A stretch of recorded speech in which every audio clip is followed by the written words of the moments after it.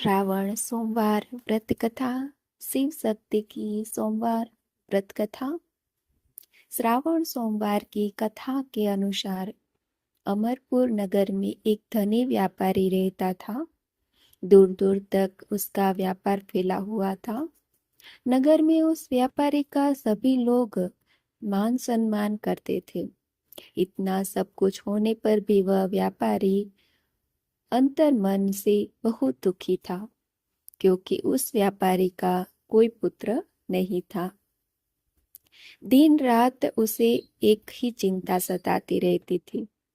उसकी मृत्यु के बाद उसके इतने बड़े व्यापार और धन संपत्ति को कौन संभालेगा। पुत्र पाने की इच्छा से वह व्यापारी प्रति सोमवार भगवान शिव की व्रत पूजा किया करता था। सायकाल को व्यापारी शिव मंदिर में जाकर भगवान शिव के सामने घी का दीपक जलाया करता था।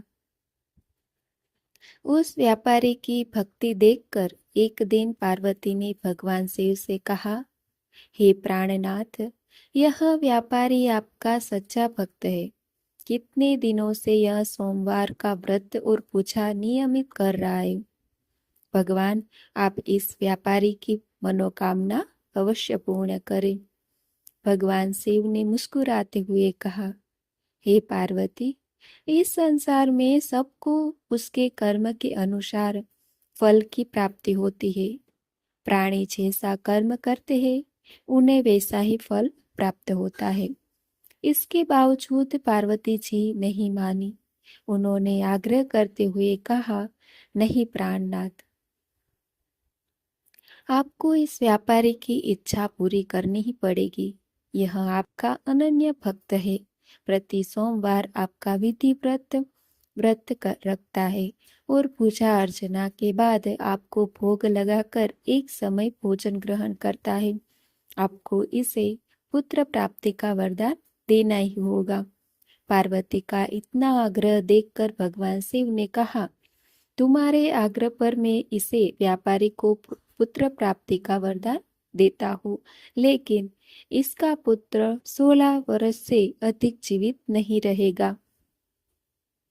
उसी रात भगवान शिव ने स्वप्न में उस व्यापारी को दर्शन देकर उसे पुत्र प्राप्ति का वरदान दिया और उसके पुत्र के 16 वर्ष तक जीवित रहने की बात भी बताई। भगवान के वरदान से व्यापारी को खुशी तो हुई, लेकिन पुत्र की अल्पायु की चिंता ने उस खुशी को नष्ट कर दिया। व्यापारी पहले की तरह सोमवार का विधि व्रत करता रहा। कुछ महीने पश्चात उसके घर अति सुंदर पुत्र उत्पन्न हुआ। पुत्र जन्म से व्यापारी के घर में खुशियां भर गई। बहुत धूमधाम से पुत्र जन्म का समारोह मनाया गया। व्यापारी को पुत्र जन्म की अधिक खुशी नहीं हुई, क्योंकि उसे पुत्र की अल्प आयु के रहस्य का पता था। यह रहस्य घर में किसी और को नहीं मालूम था। विद्वान ब्राह्मणों ने उस पुत्र का नाम अमर रखा। जब अमर 12 वर्ष का हुआ तो शिक्षा के लिए उसे वाराणसी भेजने का निश्चय हुआ। व्यापारी ने अमर के मामा दीपचंद्र को बुलाया और कहा कि अमर को शिक्षा प्राप्त करने के लिए वाराणसी छोड़ जाओ। अमर अपने मामा के साथ शिक्षा प्राप्त करने के लिए चल दिया। रास्ते में जहाँ भी अमर और दीपचंद रात्रि विश्राम के लिए ठहरते, वही यज्ञ करते और ब्राह्मणों को भोजन कराते थे। लंबी यात्रा के बाद अमर और दीपचंद एक नगर में पहुंचे। उस नगर के राजा की कन्या के विवाह की खुशी में पूरे नगर को सजाया गया था। निश्चित समय पर बारात आ गई, लेकिन वर का पिता अपने बेटे की एक आंख से काने होने के कारण बहुत चिंतित था। उसे इस बात का भय सता रहा था कि राजा को इस बात का पता चलने पर कहीं वह विवाह से इनकार न कर दे। इसके उसकी बदनामी होगी। वर के पिता ने अमर को देखा तो उसके मस्तिष्क में एक विचार आया। उसने सोचा, क्यों न इस लड़के को दूल्हा बनाकर राजकुमारी से विवाह करा दूं। विवाह के बाद उसको धन देकर विदा कर दूंगा और राजकुमारी को अपने नगर में ले आऊंगा। वर के पिता ने इसी संबंध में अमर और दीपचंद के बात की। दीपचंद ने धन मिलने की लालच में वर के पिता की बात स्वीकार ली। अमर को दूल्हे के वस्त्र पहनाकर राजकुमारी चंद्रिका की विवाह कर दिया गया। राजा ने बहुत सा धन देकर राजकुमारी को विदा कर दिया। अमर जब लौट रहा था तो सच नहीं छिपा सका और उसने राजकुमारी की ओढ़नी पर लिख दिया, राजकुमारी चंद्रिका, तुम्हारा विवाह तो मेरे साथ हुआ था। मैं तो वाराणसी में शिक्षा प्राप्त करने जा रहा हूँ। अब तुम्हें जिस नवयुवक की पत्नी बनना पड़ेगा वह कान्हा है।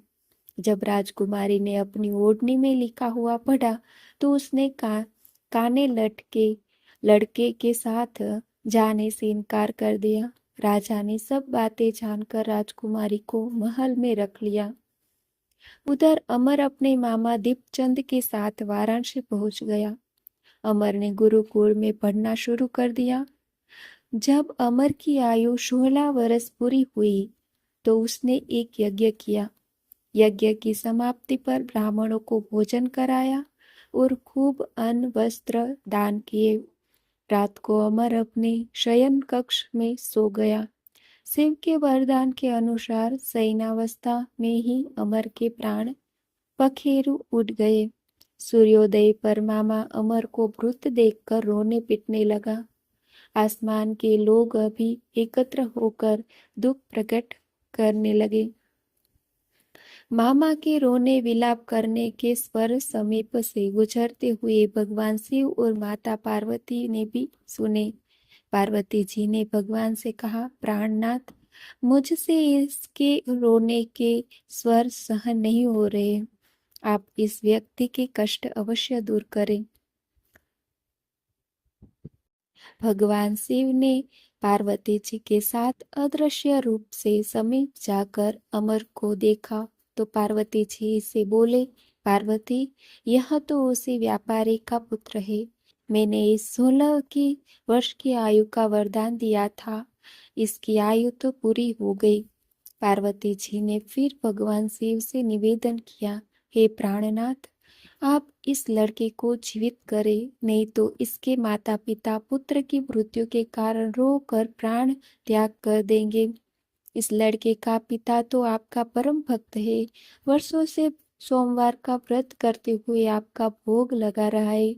पार्वती के आग्रह करने पर भगवान शिव ने उस लड़के को जीवित होने का वरदान दिया और कुछ ही पल में वह जीवित होकर उठ बैठा।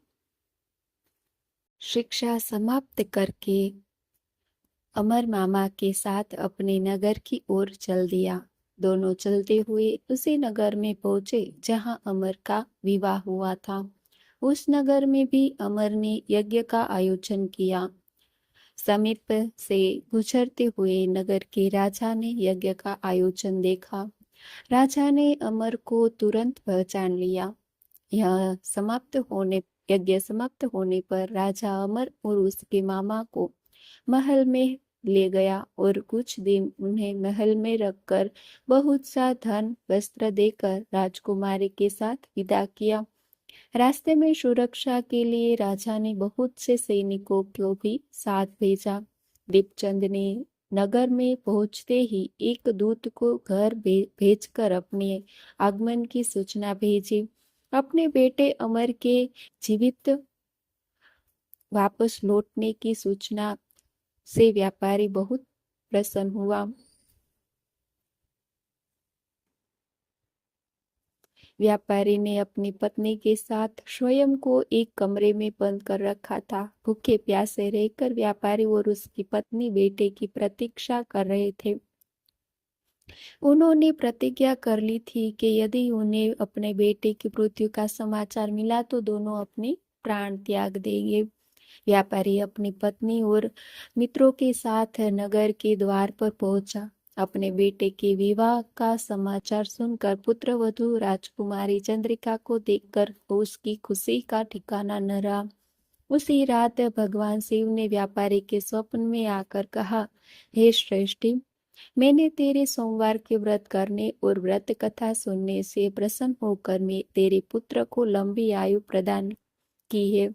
व्यापारी बहुत प्रसन्न हुआ। सोमवार का व्रत करने से व्यापारी के घर में खुशियां लौट आई। शास्त्रों में लिखा है कि जो स्त्री पुरुष सोमवार का व्रत विधिवत करते हैं, व्रत कथा सुनते हैं, उनकी सभी इच्छाएं पूरी होती है।